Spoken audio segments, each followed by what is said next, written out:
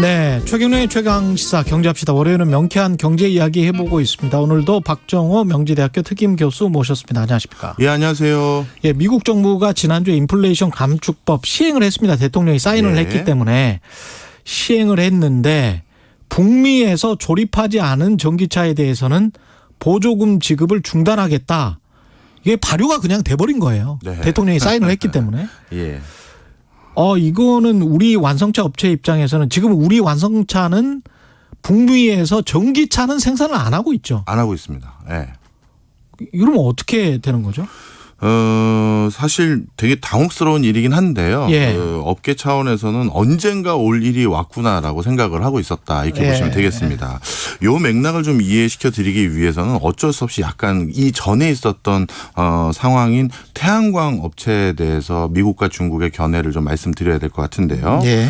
사실 미래 산업이라는 건요. 그 산업이 언제쯤 도래할지는 아무도 잘 모르지만 방향성은 다 정해져 있습니다. 그렇죠. 예를 들어서 전기 자동차, 자율주행 자동차, 인공지능, 태양광 등등. 이건 뭐 언젠지 모르겠지만 결국 올 미래잖아요. 되겠죠. 맞습니다. 그런데 이러한 신수종 산업 또는 미래 산업에 있어서 항상 그 지금까지 전개된 흐름이 중국에게 모든 산업 생태계를 다 뺏겨가고 있었어요. 그걸 볼 수 있는 가장 전형적인 판이 바로 태양광이었는데요. 예.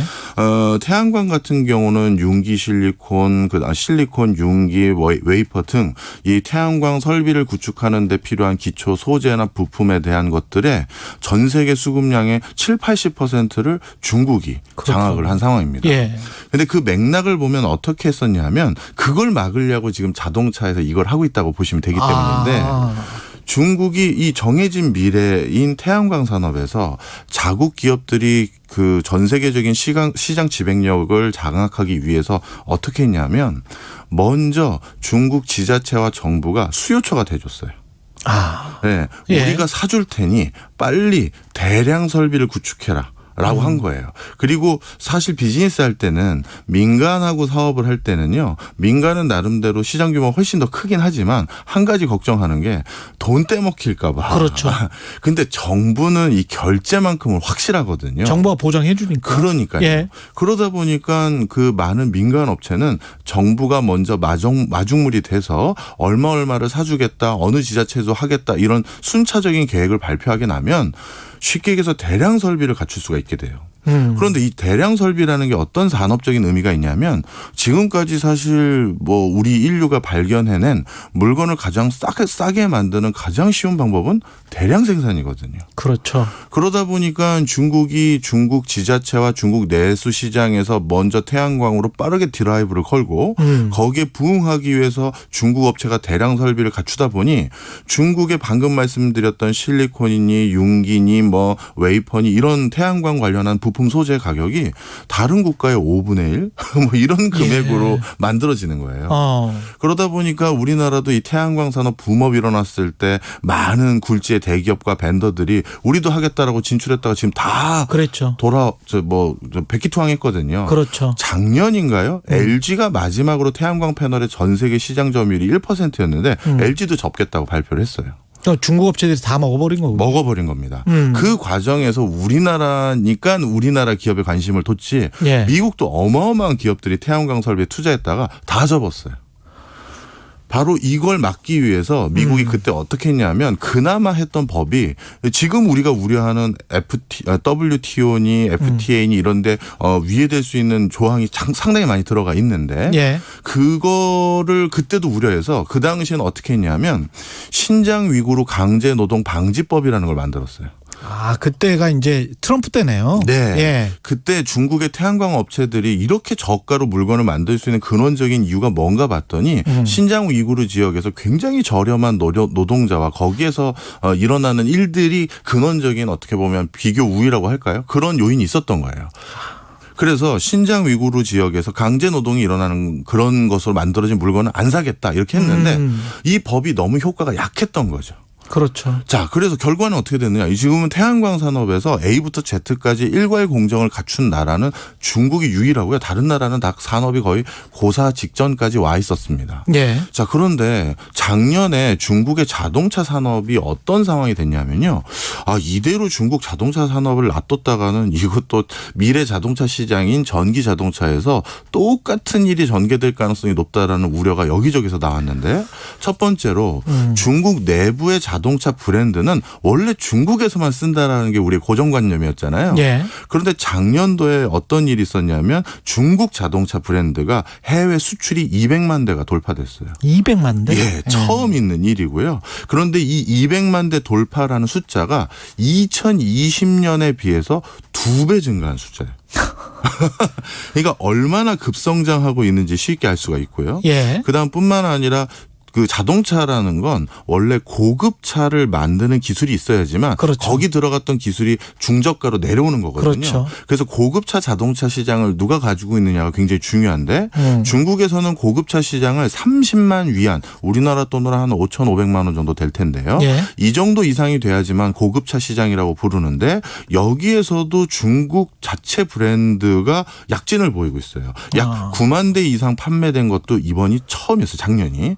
특히 니오하고 리오토라는 두 브랜드가 아주 큰 각광을 받았는데요. 그러다 보니까 이 추세대로 갔다가는 자동차, 전기 자동차 시장에서의 산업 생태계도 중국에 편향되는 형태로 가게 될 가능성이 높다라고 판단한 거예요. 그래서 네. 미국은 그래서 그냥 누가 봐도 노골적으로 중국 시장을 배제하기 위한 법안을 만든 거예요.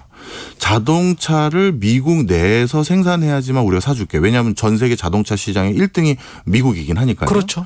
그런데 여기서 그러면 그동안 그럼 많은 자동차 회사들이 어디서 생산해 왔느냐?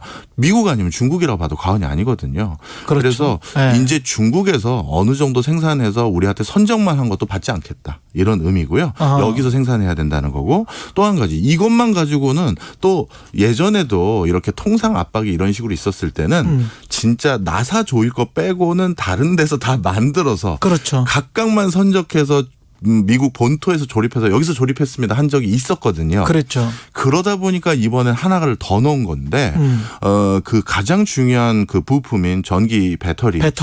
예, 배터리에 들어갈 원료 이런 것들도 중국산을 써서는 안 된다. 이렇게 명시가 되어 있어요.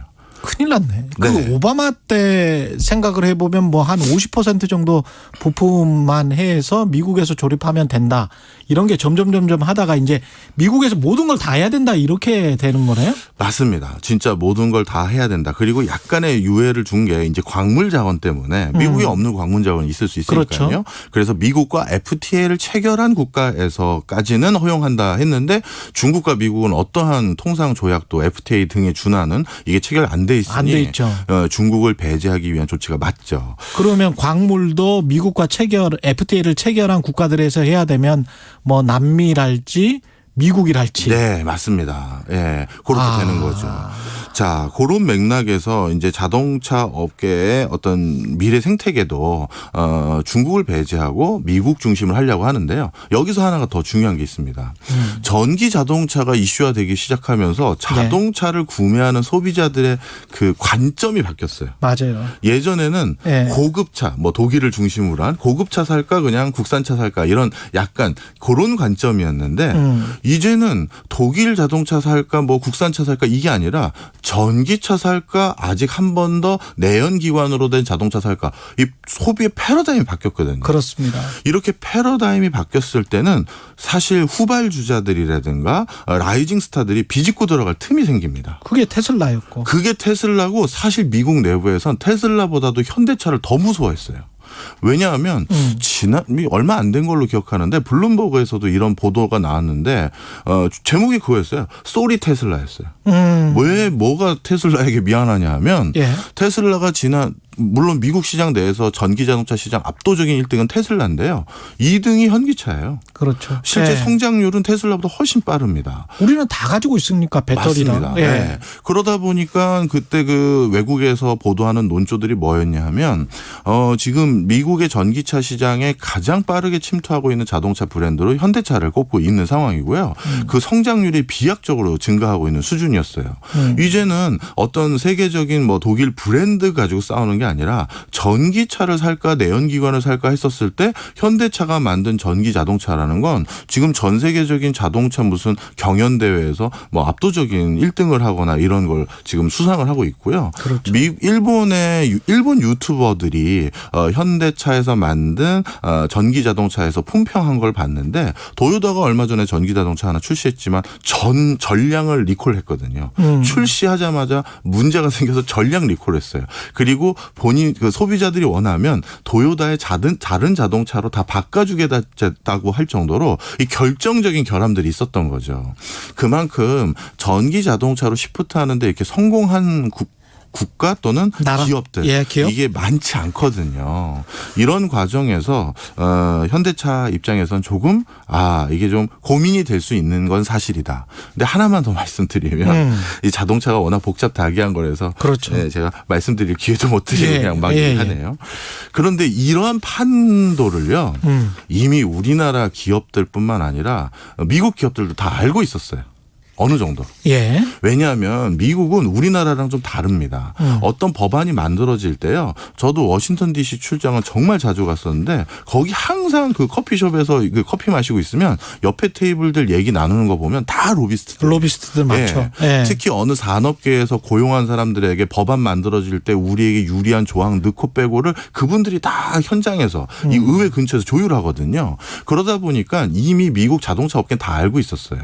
왜냐하면 GM, 포드 뭐 이런 회사들이 배터리 온라인을 맺은 회사들이 중국계가 아니거든요. 가격으로 따지면 중국이랑 맞는 게 훨씬 더 쌈에도 불구하고 우리나라 배터리 3사와 배터리 공급 계약을 이미 다 체결을 해놨어요. 맞습니다. 예. 이것은 이미 어느 정도 이런 법안이 만들어지기 전에 각 중요 분야의 산업계의 목소리를 다 듣거든요. 중국제 쓰면 안 된다. 그렇죠. 그런 것들이 이미 업계에 알려진 상황이고요. 그런 과정에서 현대차만 이 사실을 몰랐겠느냐. 저는 그렇게 보지는 않아요. 그렇죠. 그런데 이 전기 자동차를 만드는 것을 해외 공장을 만드는 데는 상당히 내 외부적인 인프라의 도움이라든가 인력 수급이라든가 이런 것들이 굉장히 필요한데 바로 나갈 수 없는 부분은 있었겠죠. 완성차로서. 그렇겠죠. 하지만 지난번 바이든 대통령 왔었을 때 이미 전기 자동차와 관련된 공장을 증설하기로 약속을 했었었고 그리고 이번에 발효된 내용도 단계적으로 그걸 확장하기로 했거든요. 예. 그 시차를 조금 발빠르게 해야 될 뿐인 것이지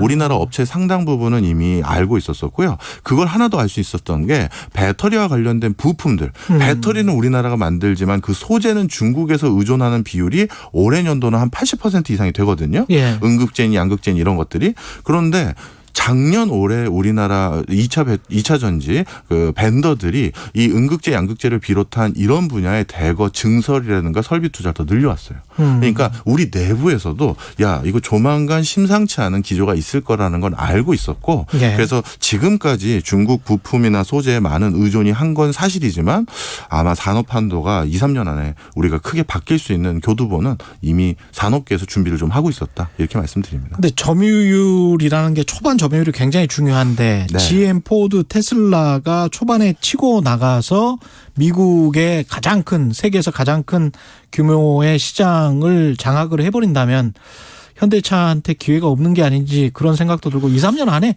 완성차 공장을 만들 수 있을까요? 2, 3년 안에 만드는 건 쉽진 않긴 한데요. 예.